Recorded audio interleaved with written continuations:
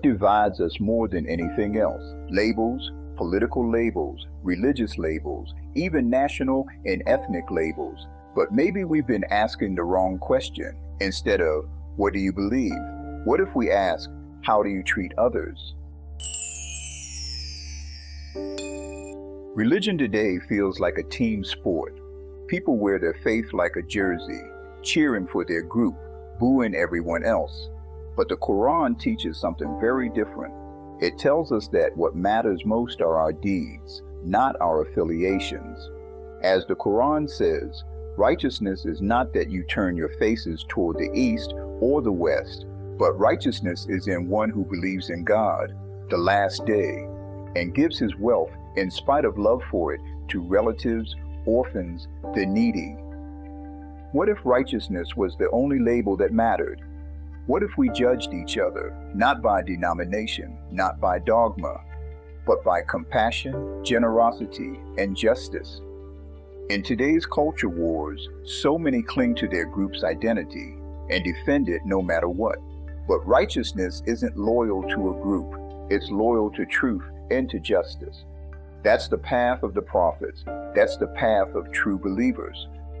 Let's think about this in real terms. Take two people, one from your religion, one from another. One cheats, lies, and harms others. The other feeds the poor, speaks the truth, and shows compassion. Which one reflects God's light more? You already know the answer. God will not ask which label you wore. He will ask what kind of person you were. Were you honest? Did you do justice? Did you love your neighbor? Did you care for the orphan and the widow? Imagine a world where Muslims, Christians, Jews, and others didn't argue over doctrine, but raced each other in doing good. Fewer debates, more action, less division, more love. Because God's guidance was never meant to create spiritual tribes at war. It was meant to uplift the human soul, to align us with divine purpose. When we focus on labels, we miss the bigger goal, righteousness. We've all seen hypocrisy, people who preach but don't practice. That's the danger of label-based faith. It makes us focus on appearances and affiliations rather than sincerity and integrity. The Quran warns against those who boast about faith but ignore their duty to others. Real faith transforms you from the inside out. It humbles you. It purifies your actions. So the next time someone asks, "What are you?" try saying, "I'm someone trying to live righteously," because ultimately that's what matters to God. Let's move beyond the labels. Let's build a world where people of all backgrounds compete, not in arguing, but in feeding the hungry, speaking the truth, showing mercy. That's the kind of religion that heals the world, and that's the kind of religion that pleases God. We live in a modern world, digital, scientific, advanced. But superstition didn't disappear. It just changed its costume. We don't fear black cats anymore, but we obsess over algorithms. We don't wear charms for protection, but we still carry beliefs we've never examined. So here's the question. Have we really outgrown superstition, or just given it new names? Superstition is belief without understanding. It's fear, dressed up as ritual. It's when we do something, not because we understand why, but because we're afraid not to. It could look like avoiding walking under ladders, forwarding a message just in case, or obeying rituals you can't explain. Superstition thrives on ignorance, but more dangerously, it disguises itself as culture, or even as science. Superstition is about control. If I do this, something bad won't happen. If I skip this, something bad will happen. But that's not faith, that's fear. Faith is trust in truth. Superstition is obedience to fear, and fear is profitable. Whole industries survive on keeping us afraid and keeping us dependent. Today, superstition isn't just spiritual, it's social, political, even scientific. It looks like believing your phone is always listening, but never checking your settings. It looks like assuming someone must be right, just because they have a title or a platform. Superstition hides in trends and slogans and in shallow spirituality. We might not fear the evil eye anymore, but we fear being canceled.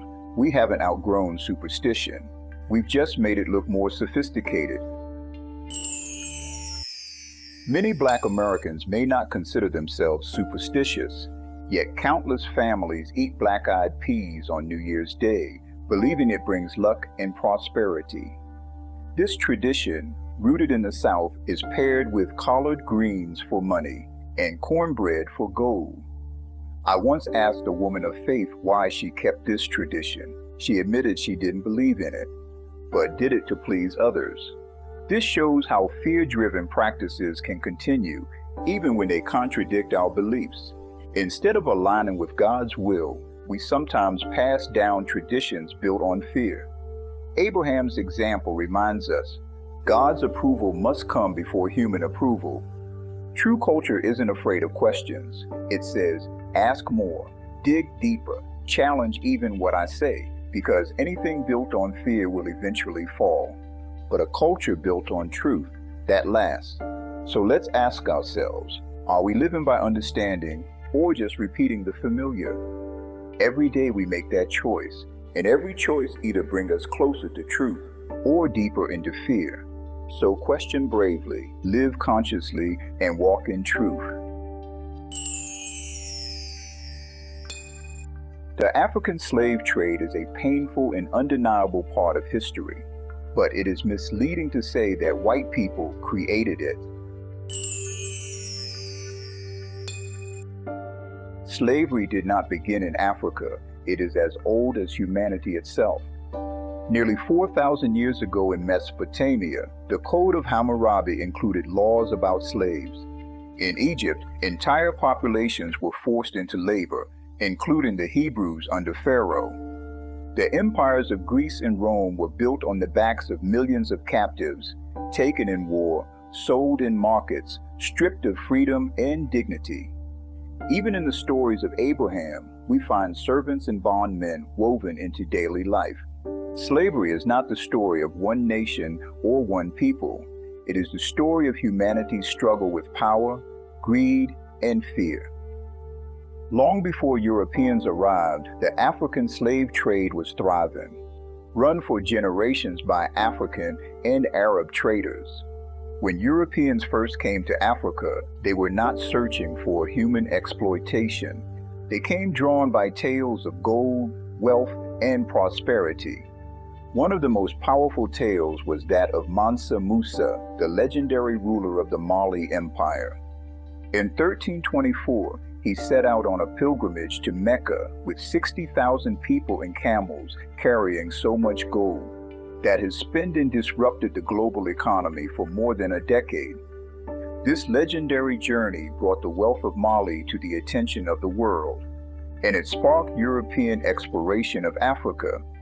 At first, Europeans sought gold and trade routes, but soon they became entangled in the already thriving slave trade. African and Arab traders often offered enslaved people instead of gold, and what had once been a regional trade became a transatlantic tragedy. White people should not feel guilt for the evils of slavery if they themselves have done no wrong. Just as Black people today should not feel shame for historical crimes committed by others of the same race. Blame and guilt belong to individuals, not entire communities or races. The history of slavery is a painful reality that involved people from many backgrounds, including African leaders who sold other Africans into bondage and others who actively perpetuated this cruelty. As we face these truths, we must also lift up the principle of personal responsibility. We can learn from history without being chained to it. By freeing ourselves from inherited guilt, we create space to honor each other's humanity, to build understanding, and to strive toward a future of unity and mutual respect. We must acknowledge the evil and suffering caused by slavery. Millions were taken from their homes, families torn apart, generations scarred. But we must also remember those who fought against this injustice, the abolitionists, the reformers, and the faithful men and women who risked their lives for freedom. Thank you for joining me for this episode of Beyond the Veil. I hope it gave you something to think about, something that will bring you closer to the truth. Next week, we will continue exploring where faith, culture, and history meets reality. And I'd love for you to be a part of this journey. Make sure you subscribe, share this video with a friend, and leave a comment to let me know what stood out to you. Together we can bring more light to the world. See you next time.